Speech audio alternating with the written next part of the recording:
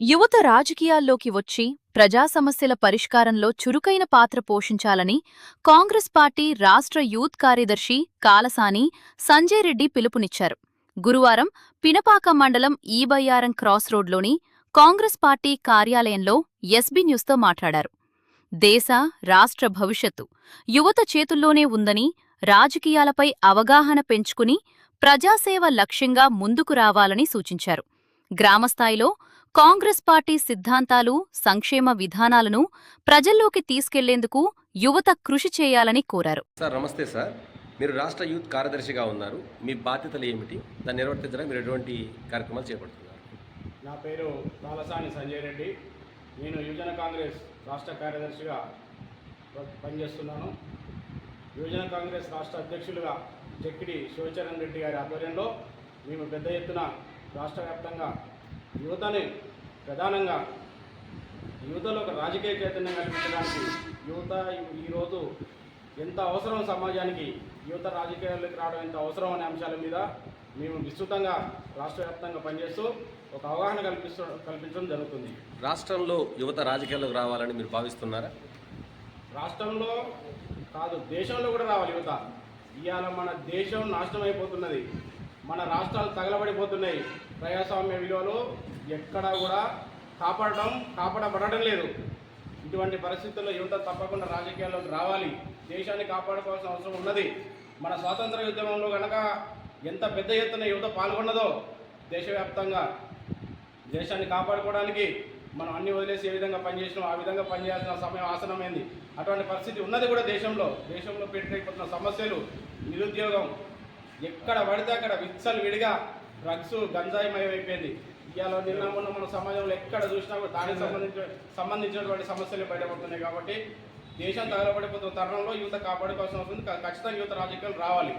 మన కాంగ్రెస్ పార్టీలో యువతకు ప్రాధాన్యత లభిస్తుందని మీరు అనుకుంటున్నారా? కాంగ్రెస్ పార్టీలోనే యువతకు ప్రాధాన్యత ఉంది. మీరు చూసుకున్నట్టయితే ఇతర పార్టీలు దేనైనా గమనించండి, కాంగ్రెస్ పార్టీలో ఉన్నటువంటి నిష్పక్షపాతమైన యువతను ఎన్నుకునే ధోరణి ఏ పార్టీలో లేదు.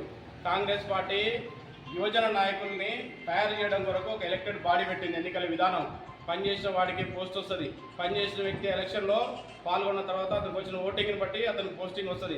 తర్వాత దేశవ్యాప్తంగా అతను ఎదగడానికి ఎటువంటి అడ్డంకులు లేకుండా ఎవరు ఇక్కడ ఒక లీడర్ని కానీ లేదా లోకల్ కొంతమంది వ్యక్తుల ఆధ్వర్యంలో ఇక్కడ పనిచేస్తున్న పదవులు రావాలనే అంశాన్ని దాటుకొని దేశవ్యాప్తంగా ఎదగడానికి కాంగ్రెస్ పార్టీ అవకాశం ఇస్తుంది. అది కేవలం కాంగ్రెస్ పార్టీలో ఉంది, ఇతర పార్టీలు ఎక్కడా లేదు. ఒక సిస్టమేటిక్గా ఒక బాధ్యతాయుతమైన బాడీ మాది. ఎటువంటి బాధ్యతాయుతం అంటే ఒక అనుబంధ సంస్థగా, ఫెడరల్ ఆర్గనైజేషన్గా ఉంటూ సమాజంలో సమస్యల మీద అవగాహన కల్పిస్తూ మళ్ళీ మాకు ఒక రూల్స్ అండ్ రెగ్యులేషన్స్ ఉన్నాయి. ఒక విధి విధానాలతోటి ముందుకు పోతున్నటువంటి కేవలం ఒక యువజన విభాగం ఉందంటే అది యువజన కాంగ్రెస్ యువజన విభాగమే. ఏ పార్టీకి లేదు. బీజేపీ కూడా ఇవాళ ఎలక్టెడ్ బాడీ కాదు. వాళ్ళు ఎన్నుకున్న ఎవరికి ఇష్టమైతే అంతా తీసుకొచ్చి అక్కడ పెడతారు. వారిని మొయ్యాల్సిందే మిగతా కింద ఉన్న క్యాడర్ అంతా. అలాగనే మిగతా పార్టీలకి, ప్రాంతీయ పార్టీలకైతే అసలు ఒక ప్రాంతీయ పార్టీలకు విధి విధానాలు కానీ పద్ధతులు కానీ వాళ్ళకి ఏమి ఉండవు. వాళ్ళు దేనికి పనిచేస్తారో, దేనికోసం పనిచేస్తారో, ఏ ఆశయం కోసం పనిచేస్తారో కూడా వాళ్ళు తెలియకుండా ఇలా యువజన విభాగాలలో ఉండి సోషల్ మీడియాలో పోస్టులు పెట్టుకుంటూ రెచ్చగొట్టుకుంటూ ఒక అసాంఘిక కార్యకలాపాలు రెచ్చగొట్టుకునే ఒక అసాంఘిక కార్యకలాపాలను ప్రోత్సహించే విధానం తప్ప మనం దేనికి పనిచేస్తున్న అవకాశం ఒక దాని మీద కొట్లాడేదైతే ఇక్కడ లేదు. ముఖ్యంగా యువజన కాంగ్రెస్లో ఉంది. కాంగ్రెస్ పార్టీలో సాధ్యమవుతుంది అనేది నేను ఖచ్చితంగా చెప్తున్నాను. రెండోది, ఇప్పుడు మీరు యువతకి పదవులు రావడంలో మీరు ఎంతవరకు కృషి చేస్తారు మీరు ఉన్న కాలంలో? యువతకి ఖచ్చితంగా మేము పనిచేస్తున్నంత కాలం పనిచేసే ఏ ఒక్కడికి అన్యాయం జరగద్దు. పనిచేసే ప్రతి ఒక్క యువతకి అవకాశం రావాలి. కింది స్థాయి నుంచి, గ్రామ స్థాయి నుంచి రాష్ట్ర స్థాయి దాకా. ఇవాళ నేను ఒక గ్రామం నుంచి వెళ్ళినాను, గ్రామ స్థాయి నుంచి రాష్ట్ర స్థాయి దాకా ఎదిగినంటే నాకు కొంతమంది యువజన నాయకులు అండగా ఉండి ముందుకు తీసుకెళ్తున్నారు. అలాగే నా ఆధ్వర్యంలో, మేము పనిచేసే ఆధ్వర్యంలో కూడా మా పైన యువజన నాయకులు కానీ, మేము కానీ, మా రాష్ట్ర అధ్యక్షులు కానీ, మా జిల్లా అధ్యక్షుడు టీకల కార్తీక్ గారు కానీ, మేమంతా ఖచ్చితంగా యువతను ముందు తీసుకుపోవడానికి ప్రయత్నం చేస్తున్నాం. 100% మేము గ్రామ స్థాయిలో యువతను గుర్తిస్తాం, వాళ్ళకి పదవులు ఇస్తాం. వాళ్ళు పై స్థాయిలో కష్టపడి వాళ్ళ యొక్క సేవలు అందించాలని కూడా మేము కోరుకుంటున్నాం. ఇప్పుడు ప్రజెంట్ బయట చూస్తుంటే కాంగ్రెస్ పార్టీలో వ్యతిరేకత ఉన్నట్టుగా బయట కొంతమంది మాట్లాడబడుతున్నాయి. వాటిలో వాస్తవం ఉందా? వ్యతిరేకత అనేది ఎక్కడైనా ఉంటుందండి. 100% సొంత కుటుంబంలో కూడా వ్యతిరేకత ఉంటుంది. వ్యతిరేకత అనేది లేని సమాజం ఉండదు. నలుగురు మనుషుల మధ్యలో ముగ్గురు ఇద్దరు ఎక్కడ వ్యతిరేకత ఉంటుంది అంటారు. కానీ దాన్ని అధిగమించుకుంటూ పోవడమే మన ప్రధాన ఉద్దేశం. దాన్ని అధిగమిస్తూ వ్యతిరేకతలు వస్తూనే ఉంటాయి.